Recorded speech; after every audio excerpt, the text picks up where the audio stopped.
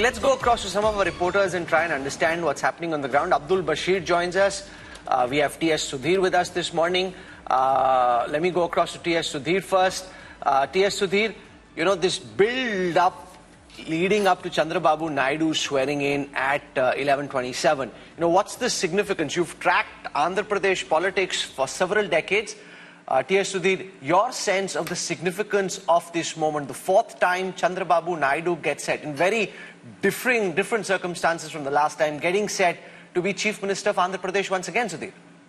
Absolutely, Rahul. In fact, I would say that Naidu 4.0 is going to be very different from the previous three innings of Chandrababu Naidu. In fact, the kind of mandate that he has got this time is even more than the mandate his father-in-law N Rama received in 1994.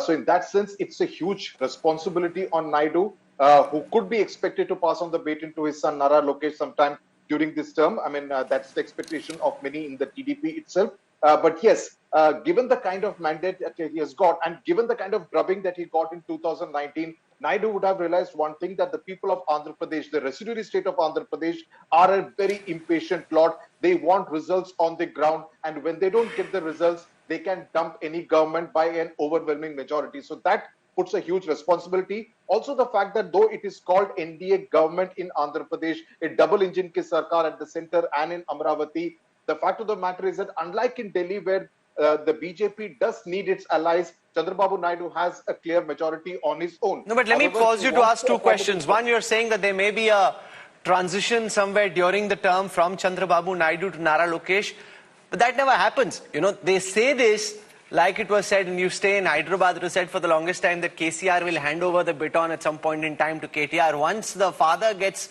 ensconced on the high chair, he very rarely makes way for his progeny. It's rarely happened in Indian politics. While the father is still around, if he becomes Chief Minister, he usually doesn't give up. So what makes you think Naidu could be different?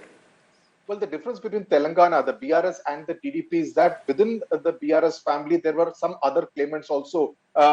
Probably KCR could never make up his mind as to how to assuage Harish Rao, who is really one of the most very popular leaders within the BRS. Whereas in the TDP, the succession line in that sense is very clear. It is going to be Nara Lokesh, and the fact that he undertook this 3,000-kilometer plus Padyatra firmly established him as the number 2 within the Telugu Desam, because there are many seniors within the Telugu Desam who were not very happy with having to take instructions and directions from Nara Lokesh. Kesineni Nani, the former Vijayawada MP for one, who quit the TDP, joined the YSRCP and lost to his own brother in the Vijayawada Lok Sabha constituency. So the other claimant could have been junior NTR, because within the Telugu Desam, within the larger NTR family, there's always been talk that junior NTR could be a claimant to the TDP. But now with this kind of overwhelming mandate, that succession line is clear. I'm not sticking my neck out and say that Naidu will certainly pass on the baton, but should things pass on smoothly, this could really happen within the next 5 years. My sense is it won't be smooth. If Chandrababu Naidu decides at any point that, look, I want Nara Lokesh to take over,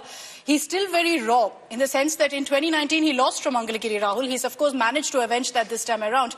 But does he have the kind of experience to take over as a chief minister?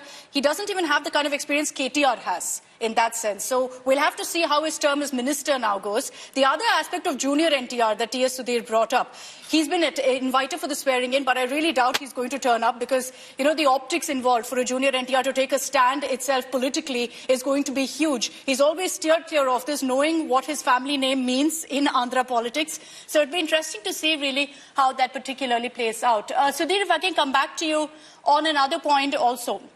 And this is on Naidu, the responsibility on him to develop Amravati.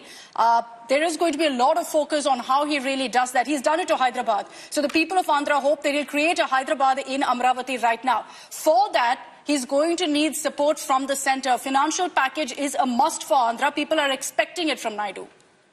Absolutely. But I think there are two sides to this. While, of course, a lot of focus is on Amravati, given the fact that 10 years after bifurcation, Andhra Pradesh still does not have a definite capital. There has been a whole lot of confusion between Amravati and the three capitals project of Jagannath Reddy. And over the last 5 years, Amravati has been reduced to pretty much of a ghost town. So he has to kind of bring back life into Amravati, literally speaking. And as I speak, there are a whole lot of bulldozers, etc., having started work in Amravati all over again. But again, Chandrababu Naidu should not make the mistake that he made with Hyderabad when he was Chief Minister of United Andhra Pradesh, of putting all his eggs in the Amravati basket. He needs to decentralize, look at Visakhapatnam as an IT and financial capital, Anantapur in the Rayalaseema region as more of a manufacturing hub, a place like Kakinada to develop industries like aquaculture. So he needs to kind of diversify and decentralize and not make everything into Amravati, because that will again kind of lead to people feeling resentful in Rayalaseema or in the north coastal Andhra region. So that's something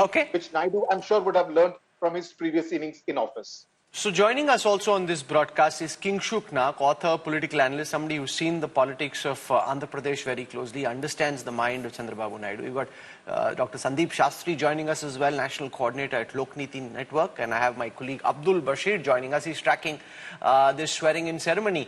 Give our viewers a sense, Bashir, about the preparations that are underway currently on the ground. This swearing-in ceremony happening at Kesrapalli IT Center, very close to Vijayawada International Airport. So give our viewers a sense of who all are expected and how grand this celebration is going to be.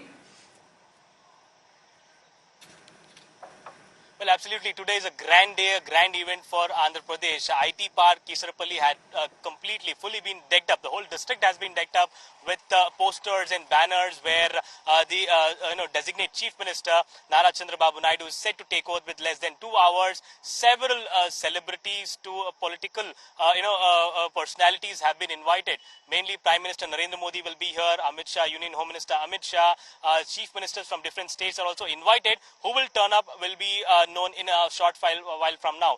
Now here the celeb personalities, as we see, Chiranjeevi, who is a brother to Pawan Kalyan, will also be present here. Several other celebrities, including Junior NTR, Rajnikant, Allu Arjun, everybody have been invited. In a few minutes now, everybody will start coming into this swearing-in ceremony, where we'll get to know how many of the celebs are present. So this is a big day with 25. It adds an interesting dimension, Akshata, to the whole swearing-in. All these Telugu superstars coming in their pomp and glory. And politics and Telugu cinema so closely linked. You can't separate the two. There are two families that dominate Tollywood, and both of them have a presence in politics. The NTR family, and of course, Naidu's wife is Nara Bhuvaneshwari, the daughter of NTR, Junior NTR, one of the biggest superstars in Tollywood. The Konidela family, Pawan Kalyan is Chiranjeevi's brother. So both families are so actively involved, both on the winning side also this time. So they have a whole lot to celebrate. The question is who really turns up now. Chiranjeevi Ramcharan will be there. The others, they'll kind of be, on the fence on this one, including Allu Arjun, who campaigned for a YSRCP candidate this time.